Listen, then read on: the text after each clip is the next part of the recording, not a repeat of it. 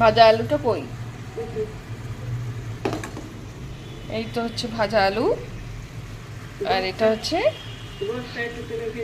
হাঁসের মাংস।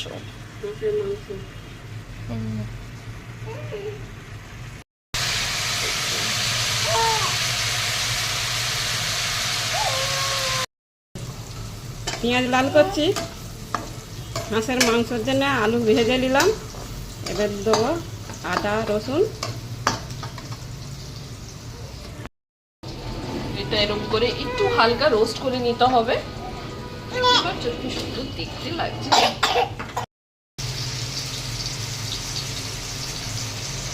এতে কি দিলে? আদা।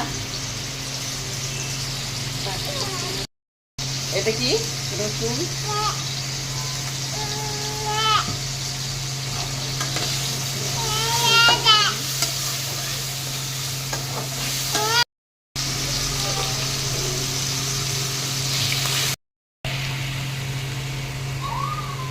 লঙ্কা দিলাম, গুঁড়ো লঙ্কা।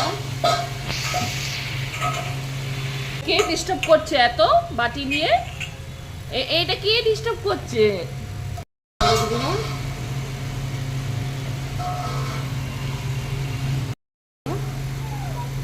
গরম মশলা গুঁড়ো দিলাম।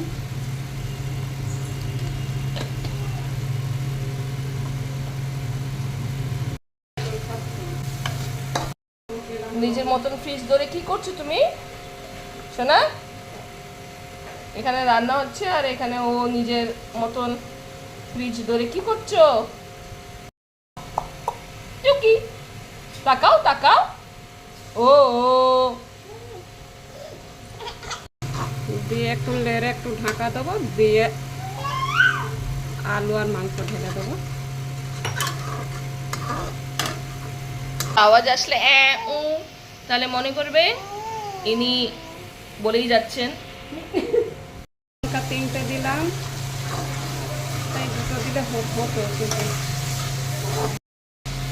মাংসটা ঢেলে দিলাম, দিয়ে একটু নেড়ে ভাজা আলুটা ঢেলে দেবো। মাংস দেখে বুঝতেই পারছেন হাঁসটা কেমন হবে।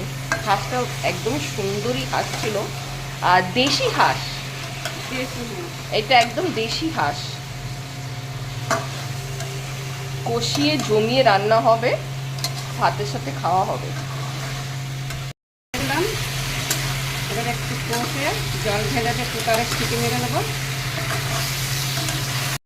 হাঁসের মাংস আলু কষে কড়াই কষে আর কুকারে ঢালছি, সিটি মারবো।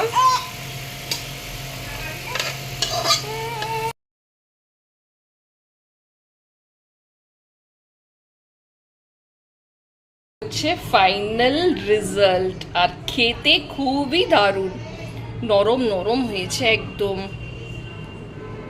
কুকারে সিটি হয়ে গেছে, নামিয়ে নিয়েছি আমরা। এটা ভাত দিয়ে খাবো। ভাত দিয়ে মতনই এই গ্রেভিটা একটু রাখা হয়েছে। এক একটা পিস কিন্তু দেখতে পাচ্ছ কি দারুণ হয়েছে।